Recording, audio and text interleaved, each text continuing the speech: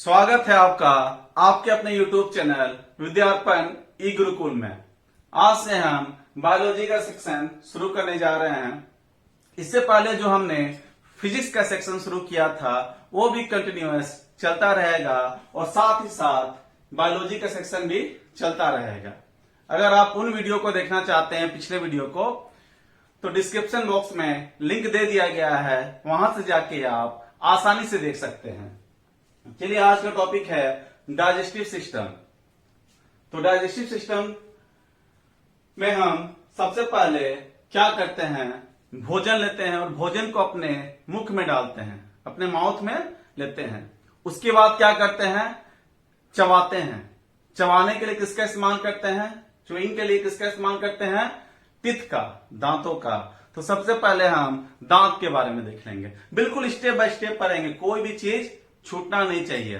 एक बात आपको मैं फिर से बता दूं कि जिस लेवल के एग्जाम में प्रश्न पूछे जाएंगे उससे 2 लेवल ज्यादा ही बताया जाएगा, जिससे कि बिल्कुल भी सिलेक्शन आपका ना छूटे। ठीक है, और सिलेक्शन आप लेके निकले। तो दांत, आप सपोज कीजिए आपने खाना खाया, मुख में भोजन लिया, चबाया, दांतों का इस्तेमाल किया, तो दांत को पढ़ लेते हैं।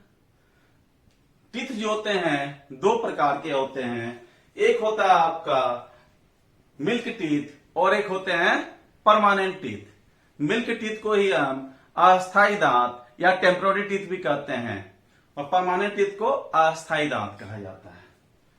तो 2 प्रकार के होते हैं। उसमें जो मिल्क टीथ होते हैं आपके,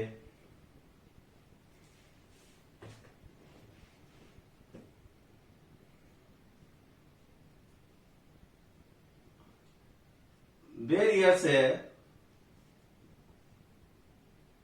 7 इयर्स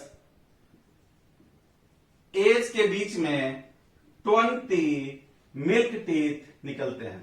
कितने निकलते हैं, 20। मतलब 1.5 या 2 साल से 7 ईयर तक में 20 दुधिया दांत, मिल्क टीथ निकल जाते हैं। इसके बाद ये दांत टूटते जाते हैं और इनके जगह नए दांत आते जाते हैं। तो उसके बाद अप टू 18 ईयर, 18 वर्ष की उम्र तक में 28 परमानेंट टीथ निकलते हैं। कितने, 28 अस्थायी दांत निकल जाते हैं। वैसे दांतों की संख्या 32 होती है, आप सोच रहे हैं 28 ही सर बता रहे हैं। ठीक है, 18 वर्ष की उम्र तक 28 दांत निकलते हैं और उसके बाद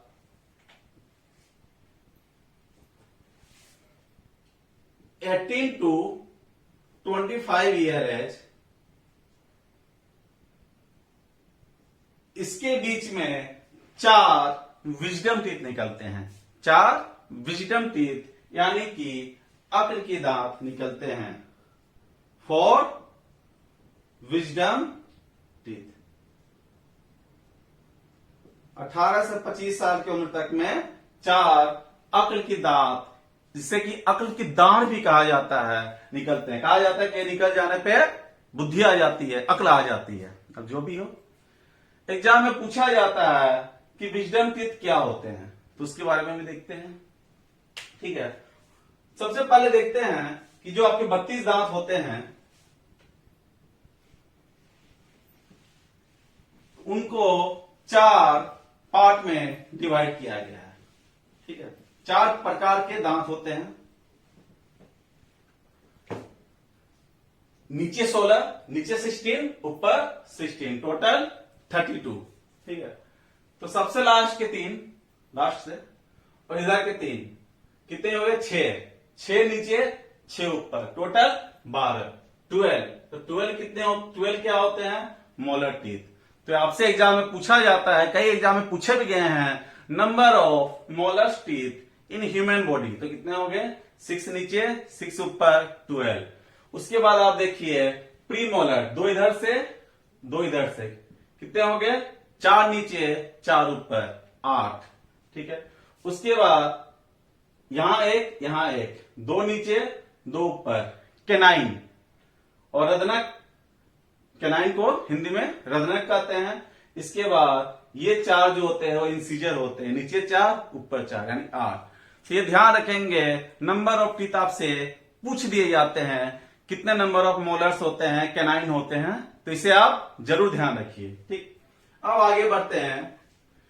भोजन आपके मुख में है, इमेजिन कीजिए आप भोजन कर रहे हैं, ठीक है, बिल्कुल इस तरीके से पढ़ना है कि आप भोजन कर रहे हैं। सोचिए अब भोजन को आपने चबाया, दांतों का इस्तेमाल किया, भोजन को घुमाने के लिए टंग का इस्तेमाल करते हैं, जीभ का। तो भोजन को घुमाने के लिए हम टंग का इस्तेमाल करते हैं।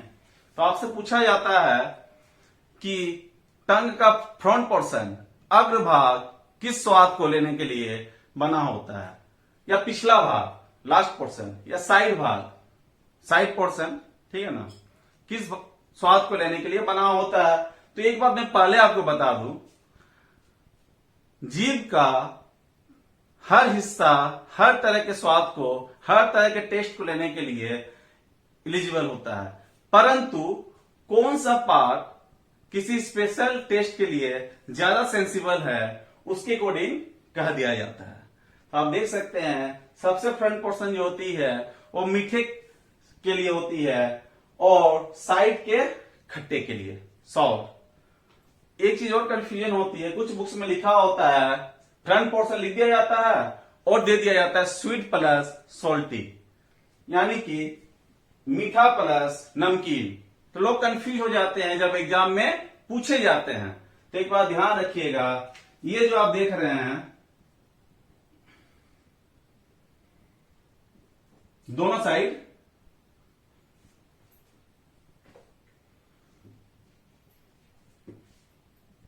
फ्रंट साइड पोर्शन ये बने होते हैं नमकीन के लिए, यानी कि सॉल्टी के लिए ये बने होते हैं। और एक बात बताएं आप, कितना आसान है देखिए, जब आप दवा खाते हैं तो कब कड़वी लगती है, जब आप उसे निगलते हैं, जब आप उसे निगलते हैं तब वो कड़वी लगती है। तो निगलने के दौरान वो कहां होती है, टंग के सबसे लास्ट पोर्शन में। तो इसका मतलब सबसे लास्ट पोर्शन बीटर टेस्ट के लिए होता है, ठीक है, साइड पोर्शन सावर के लिए, फ्रंट साइड नमकीन के लिए, सबसे आगे का मीठा के लिए। अब अभी भी भोजन आपके मुख में है, भोजन आपको करवाते करवाते मैं हालत खराब कर दूंगा, एक बार ध्यान रखेंगे आप, अभी भी मुख में है, काफी आसानी से करते हैं। चलिए, अब भोजन में सलाइवा भी आके मिल रही है, सलाइवा यानी कि लार। तो यहां पे चलिए, यहां पे आता हूं मैं, ये जो है आपकी, ये आप देख रहे हैं, ये है आपकी नेसल केविटी, यानी कि नासा गुहा, ओके। और ये जो आप देख रहे हैं ये है बकल केविटी, यानी कि मुख गुहा, ठीक है ना। आपने भोजन यहां से लिया, ठीक है, आप देखिए भोजन जो ले रहे हैं और सांस जो ले रहे हैं दोनों सेम पाइप पे आके मिल रही है। एक बात आपने कभी गौर किया होगा कि कई बार आप भोजन काफी जल्दी जल्दी कर रहे हैं या पानी पी रहे हैं तो आपके नाक से कुछ फूड के पार्टिकल या पानी बाहर आ जाते हैं। वो क्यों होता है, यहां पर आप देख पा रहे हैं एक स्ट्रक्चर मैंने बनाया है, इसे कहा जाता है एपीग्लोटिस, एपीग्लोटिस, ठीक है ना। ये क्या करता है, जब आप भोजन करते हैं, वैसे तो ये हमेशा खुला होता है, अगर ये बंद हो जाएगा तो आप सांस ही नहीं ले पाएंगे, ठीक है, हमेशा ये खुला होता है। मैं इसे दिखा देता हूं आपको, ये इस तरीके से खुला होगा, लेकिन जैसे ही आप भोजन निगलेंगे ये तुरंत बंद हो जाता है। इससे क्या होती है कि भोजन के जो पार्टिकल होते हैं वो आपके नाकों पर नहीं आ पाते हैं, ठीक है। तो कई बार आप जब जल्दी जल्दी भोजन करते हैं तो ये बंद होता है खुलता है, बंद होता है खुलता है। तो कई बार क्या होती है, ओपन क्लोज होती है, ओपन होती है क्लोज होती है, कि ये बंद होने वाला होता है, पूरी तरीके से बंद नहीं हो पाता है और कुछ फूड के पार्टिकल आपके फूड और पानी के पार्टिकल आके बाहर निकल जाते हैं। देखिए, ठीक है ना। तो इसे भी हम कितना आसानी से समझ लिए। अब चलिए आगे बढ़ते हैं। और ये आपने लिख लिया होगा, इसे मैं इरेज कर रहा हूं। और ऐसे भी आपको मैंने पहले कहा है कॉपी कलम लेके बैठे जब भी पढ़ाई करें। एपिग्लोटिस हिंदी में भी इसे इसी नाम से जाना जाता है। ये जो पार्ट है वो है आपकी ओइसोफेगस, यानी कि ग्रास नली।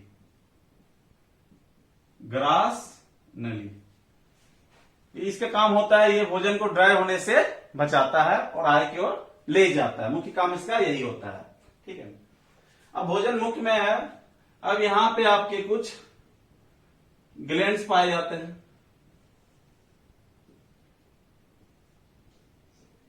सलाइवरी ग्लैंड, हिंदी में से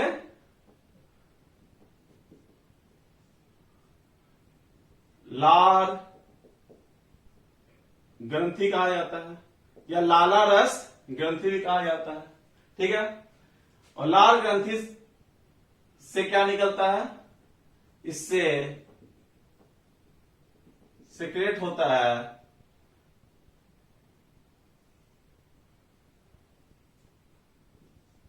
सलाइवा यानी लार, ठीक है। और सलाइवा में कुछ एंजाइम्स पाए जाते हैं, एंजाइम्स फाउंड। एरो मार्किंग का मैं इस्तेमाल ज्यादा करता हूं, चीज आसानी से समझ में आती है। उन एंजाइम्स के नाम है टाइलिन, माल्टेज, ये माल्टोज नहीं, ये माल्टेज है, और लाइसोजाइम, ठीक है ना। ये लाइसोजाइम है, लाइसोसोम इसे मत समझ लीजिएगा, लाइसोसोम अलग है, वो कोशिका चैप्टर में आता है, ये लाइसोजाइम है, ठीक है।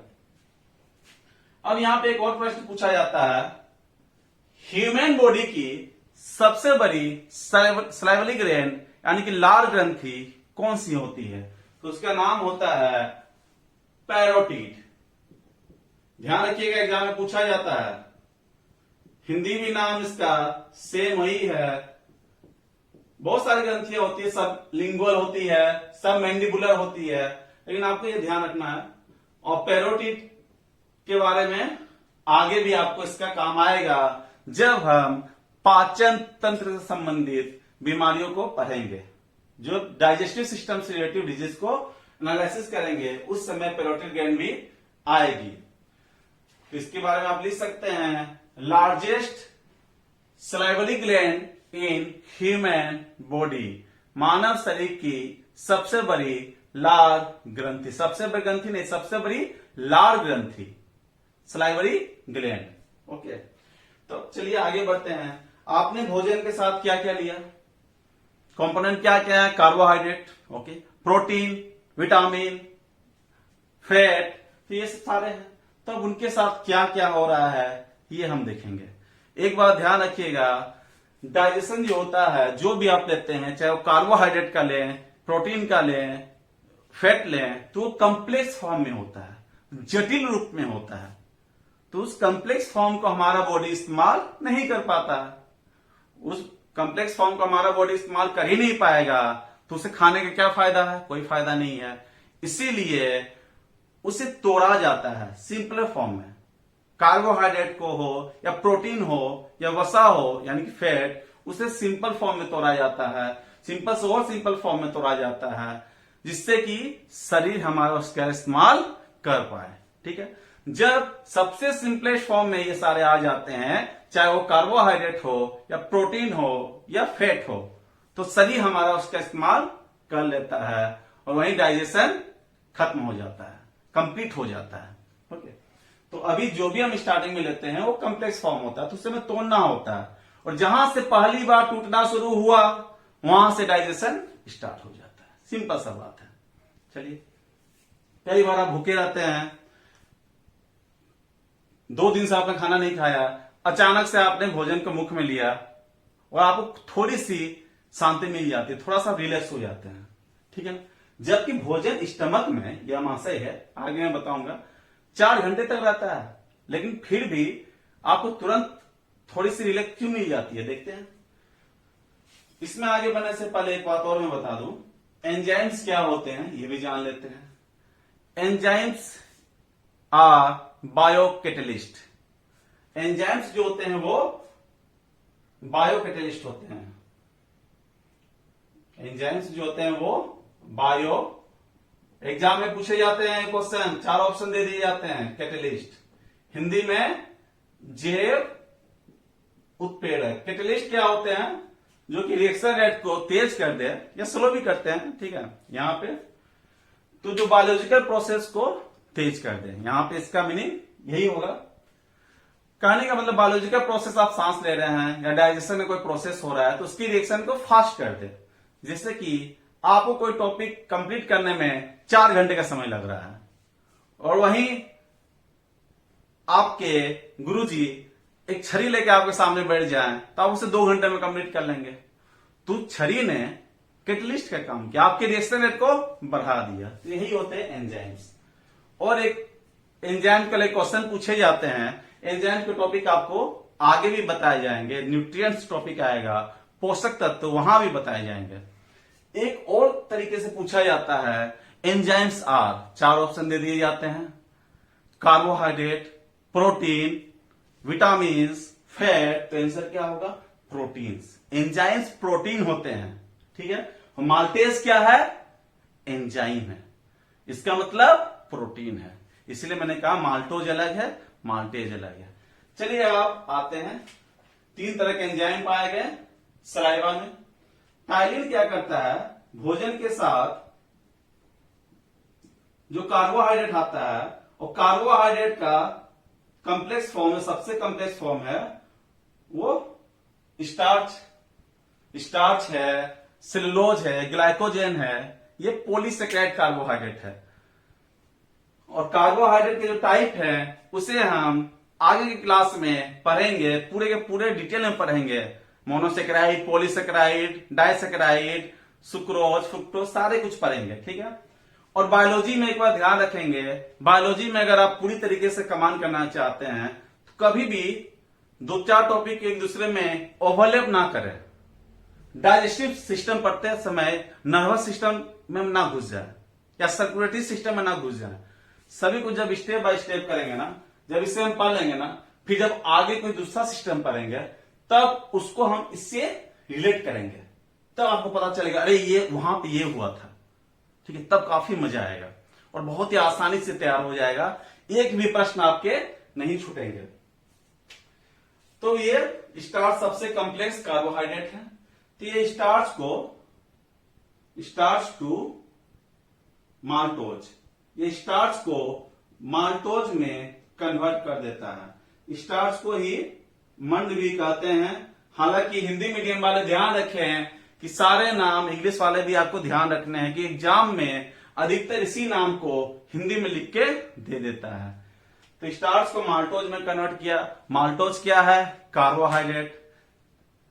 ये डाइसेकेराइड होता है, कहने का मतलब है कि स्टार्च को तोड़ा गया माल्टोज में। इसका मतलब देखिए, सबसे पहले कार्बोहाइड्रेट को कहां तोड़ा गया, माउथ में। भोजन कहां है, आपके मुख में है, तो कार्बोहाइड्रेट को सबसे पहले माउथ में तोड़ा गया।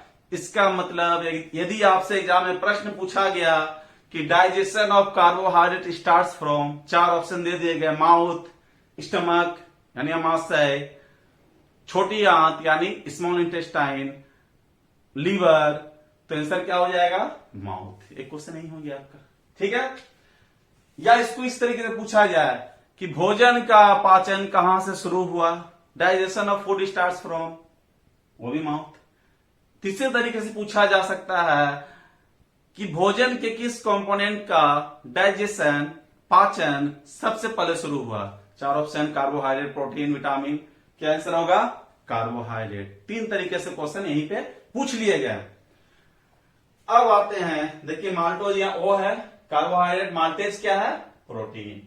अब ये माल्टेज क्या करेगा, इसका वर्क क्या होगा, एक बार ध्यान रखिएगा, ये काफी थोड़ी मात्रा में बनता है, काफी लेस अमाउंट में बनती है। इसका काम क्या है, ये जो माल्टोज बना है ना, ये इस माल्टोज टू ग्लूकोज में कन्वर्ट कर देगा, इस माल्टोज को ग्लूकोज में कन्वर्ट कर देगा। और ग्लूकोज सबसे सिंपलेस्ट कार्बोहाइड्रेट होता है, ठीक है। आपने देखा होगा ग्लूकोन डी का, आपने प्रचार देखा होगा कि तुरंत आप ग्लूकोन डी पी रहे हो और एनर्जी आपको मिल जा रही है।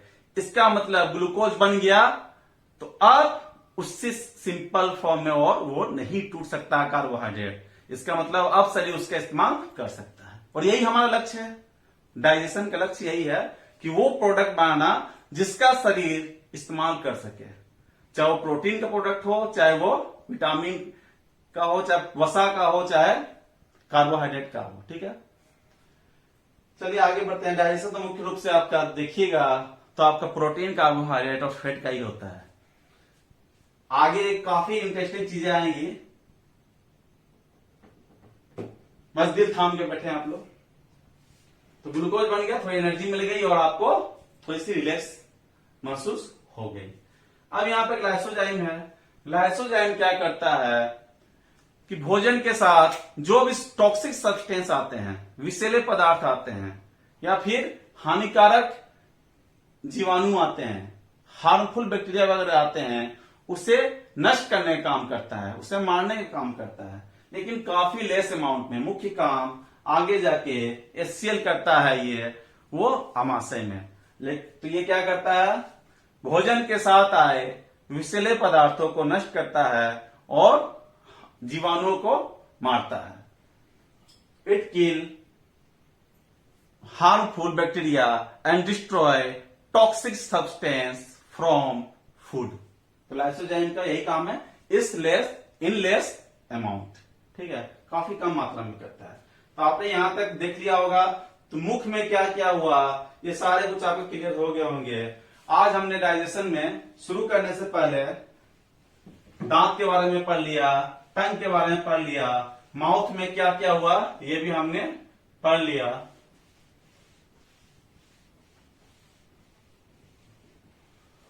अब भोजन आपकी आती है, ये आपका ओएसोफेगस है, भोजन आ गई अमाशय में, ये आपका है अमाशय, यानी कि स्टमक, ठीक है। तो अब यहां पे एक बार ध्यान रखेंगे कि अभी तक हमने जो भी पढ़ा है, भोजन को मुख में लिया, मुख में चबाया, जीभ से घुमाया, उसके बाद हमने लाल ग्रंथि के बारे में पढ़ा, एपिग्लोटिस का वर्क देखा हमने क्या करता है, भोजन अब आ चुका आमाशय में। तो इसके बाद का टॉपिक जो भी है वो हम अगले वीडियो में करेंगे, क्योंकि सारा कुछ सिस्टमेटिक में बताने पे काफी मजा आ जाएगा और हर टॉपिक के अंदर हम लोग डिटेल में एनालिसिस करेंगे। ये नहीं शॉर्ट फॉर्म में बता दिया गया और निकल गया, काफी अच्छे से बताया जाएगा। तब तक के लिए धन्यवाद।